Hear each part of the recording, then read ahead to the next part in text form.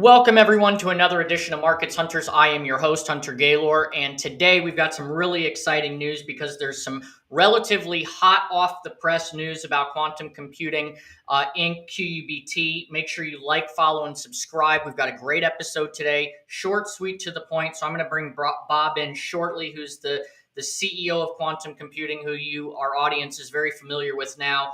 We're going to be talking about the first in a series of reservoir computers. They're pioneering a new era of affordable and sustainable AI.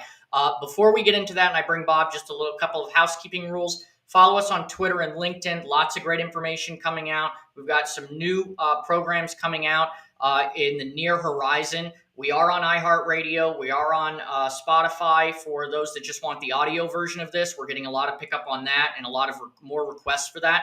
And also, all the links that we have of these and the companies are put in the description. So if you're looking for the links, make sure you go to the description of these various podcasts and videos, and all the links are going to be there. So without further ado, let me bring in Bob. Bob, welcome to the Markets Hunter program. It's always a pleasure to have you here. Hey, Hunter. Good to see you again. Good to see you. So let's just right out of the gate, as they say, talk about this recent press release. I do have some imagery that we're going to show for our audience, but talk to us about this reservoir computer. You have it, it's out, you've released it. This represents a step in making a very largely accessible and affordable to individuals and small businesses. You are accepting orders according to the press release. So Yep. Let's just start from the beginning. We've been talking about this. We've been talking about it. You've been saying, look, we say what we're going to say. We're going to do what we're going to do. You're meeting the milestones. And now you came out with this reservoir computer, and it's incredible. So it's the size of a small power pack. We're going to show it here shortly while we're talking. But the floor is yours. Well, thanks. I think, so this is just another example of, as you pointed out, we're continuing on the execution phase of the company. We've been converting technology we've had in the lab over to commercialization. This reservoir computer it's an FPGA-based computer. It's a specialized FPGA chip that we have that's allows us to create a reservoir computer that can be an edge device, right? So this is pushing computational capability out to the edge. We think it's one of the first technologies out there like this. I don't want to make that claim uniquely, but I believe that there are very few, if any, other technologies similar to this. It's intended to be, reservoir computing is central to AI in many different ways. This handles time series data really, really well. There are a lot of efficiencies that can be achieved with this particular box, everything from speed and power efficiency, as I mentioned earlier. So it's a step in the process. It's not quantum computing. I want to make sure that's clear to everybody who's listening. This is not a quantum computer at the edge. We're going to get there, but this is a technology that we've developed along the way on the path. It's photonic inspired. Our next iteration is going to be a true reservoir photonic computer, but this is a step in between that to get to that, and we think it's got real utility to it. Computational capabilities at the edge are challenging. A lot of the AI work that's being done at the edge requires that data to be offloaded and then processed, and then the results being brought back. This is the ability to actually export that computational capability so you can get faster results. So you can do things such as data acquisition at the edge, data processing, and then ultimately the product that you need to be able to make decisions on, all from on the edge side. So it's a relatively low cost way for us. We think this is going to be in the neighborhood of around a $5,000 machine. Plugs into the back of your computer. It's not intended to be a standalone computer. It's going to plug into the back of your computer, be a laptop or a PC.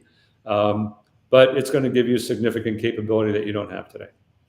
Well, and that's what's really impressive to me. And for our viewers that are watching this and not listening, I encourage our listeners to go and watch this video because I did have it up there and kind of showing you the size of this. I have a glasses case, and it's just a little bit bigger than this. It's like kind of a battery pack that you have Right.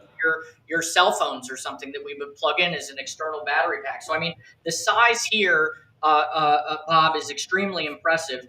And I want to talk about a little bit. And this is, I'm pulling this off of your website, okay, from QCI. So I want to make sure everyone knows that this is publicly available information. Um, it consumes 80 to 95% less energy. It's portable, standalone edge computing from anywhere, and significantly less training time. And it's affordable, a small fraction of the cost of a PC, and significantly faster processing speeds. Now, I know that's a lot. You can go to the website and look at it, but there's one particular point that I want to talk about, Bob, and that's this. It consumes 80 to 95% less energy.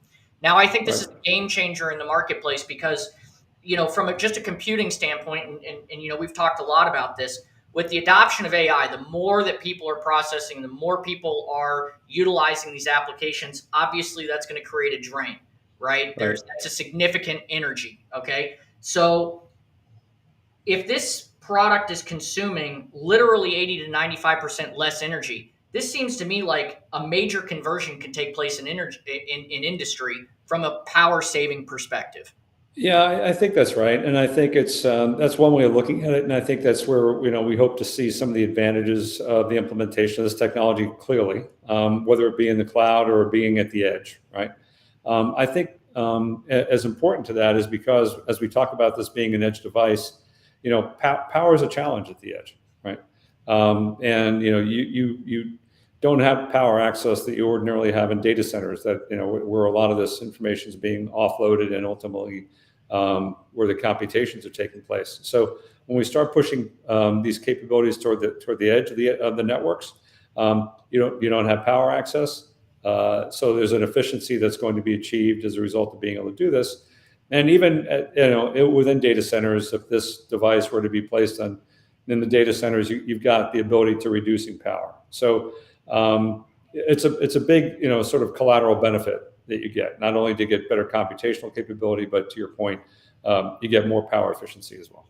Well, as the age-old saying, size matters, right? And Yeah, in this particular case, right, the reduction of size really does matter it because does. it takes up less space, less energy consumption, which is really good. So this is obviously a tremendous breakthrough. Tell us where you see this going from a marketplace perspective. What are your goals with Sure. the reservoir computer? I think that's a fair enough question to ask for Yeah, the it is, marketplace. and it's a great question, right? So, right now we're offering, pre-orders via our website. People can not even pre-ordering. You can put an order in. What we're looking to do too, and this is something that we're going to be talking more about, but I'll kind of give you the first, opportunity to talk about it here. Is we're looking like most of these technologies. You develop them with an idea in mind in terms of a use case and an end use. And then all of a sudden the marketplace gets a hold of it, and what the marketplace is doing outshines whatever your thoughts were, what your thinking was, by orders of magnitude. And so we want to invite particularly thought leaders in the AI space, thought leaders that understand the applications of reservoir computing, to contact us with ideas that they think that they might be able to use this technology for, and we'd be very happy to collaborate with them in a very open way. Right. So on one hand, clearly I want to sell this technology to folks who already understand what they can do with edge computing, with reservoir computing at the edge.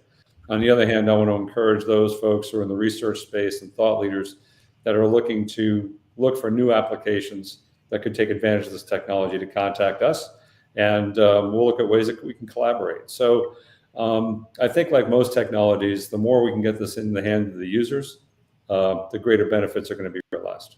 So it sounds to me like QCI is now moving into the realm where you are launching a developer network program, very Right. similar to what Apple did with the iPhone. It's the exact same hardware. You're opening up this to the developer network to come in and say what applications can be built on top of this type of That's right. technology, and that's incredible. I know some of the organizations I've been involved with, developer networks, are critical when it comes to thinking outside of the box and having, a network and a community come together and see how can we utilize this technology to start solving problems. And I think That's that's right. really incredible. Um, One of the things that I look at now is we've seen Apple just came out with their big new announcement that they have these new, goggles that look like ski Yeah. goggles or whatever that are coming on. And I was reading, Bob, on a lot of the boards out there. It's so big, and you've got this big battery pack, and you've got Right. this comes down, and it's not like what all of the designers thought a product that Apple would come out with would look like, especially for their first gen, and the way that Apple's been an innovator in the hardware space and ergonomics and all of that. As we see these types of technologies from a hardware perspective, and we go back to the size matters.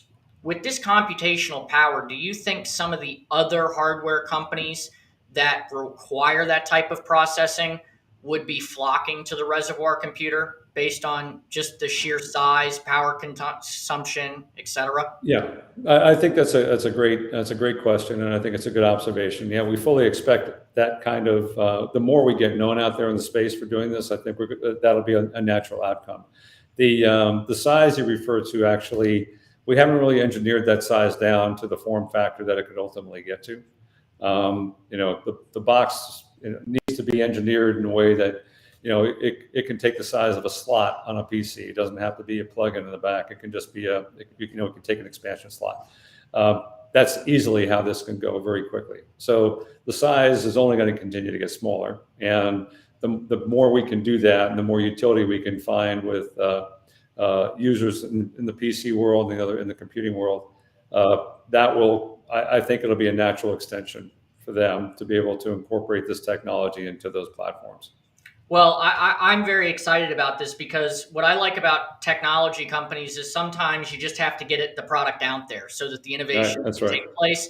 And, a lot of companies, they talk and they want to make sure they have all the features ready before they launch. But in reality, I think we can both agree that we really don't know what the potential outcomes could be because, there's a lot of great minds out there that Right. can innovate on this type of platform. So I really admire the fact that you just said, look, this is it. We've got it. It's in a state that we feel comfortable putting it out to the market. And then it'll iterate down from there. I mean, we saw Right. that with the iPhone. I use Apple as an example. I was having a conversation with a colleague the other day. We're on like the iPhone 14 Max Yeah. something X or whatever. And I remember when the first iPhone came out, right? Right. And so iteration, technology, camera technology, everything. And I really feel we're at the same precipice for total disruption in the computing space with this type of technology. So I'm really excited. Now, for the developer network, and I want this for our listeners that may be in the engineering space or the university systems and students that may be listening, research departments, what is the best way for them to contact for the developer network? Is that a Yeah. special link on the website, or can they just It is contact? not yet. I mean, we expect to be putting a link up there, but right now they can contact us through the website. There's a link on the web page. There's a landing page for the RC, for the reservoir computer. They can contact us via that and just put a note in there that they have a specific interest in terms of becoming a developer. But we expect to be launching the specific web page for the developer network separately here in the near future. Okay. And the last question, I know you may or may not be able to answer, so I'll leave it open ended on how you want to Sure. do it. Obviously, price point for something like this, has that been Yeah. determined yet? Or are you in the So I process? referenced it. Yeah, I think it's going to be in the $5,000 range. It may be plus or minus, right? But we think with what we have going, we're trying to keep this at a very affordable level. This goes right in our philosophy of trying to democratize, everything we're doing in quantum computing space. And eventually, these costs are going to be even less than that. But for right now, that's the price point. Well, that's pretty good as a base number to go off of, because I know some of these major gaming companies and these gaming consoles are just massive amounts of money for the processing. Right. So it's going to be very interesting to see how the gaming community is going to respond to this type of technology coming out from QCI. So that's very exciting. I want to just encourage everyone to please go to QCI's website, go to Quantum Computing, follow them on Twitter, follow them on Instagram. They are putting a lot of this information out there. As I brought back up on the screen here for everyone to kind of see here, This is their Twitter page. You can follow them at QCI Quantum. This is the actual video on their site, on their social media, where you can get a little bit of a preview of what this looks like, and it's also on their website. So I want to encourage listeners and our audience to go and follow and start interacting with the company, because they're giving a lot of great information out there. So you don't have to necessarily wait for the Market Hunters podcast to come out, even though we absolutely love you being on the program and watching us. But, if you want the up-to-date, day-to-day information, please like, follow, and subscribe QCI's social media, and follow them on LinkedIn.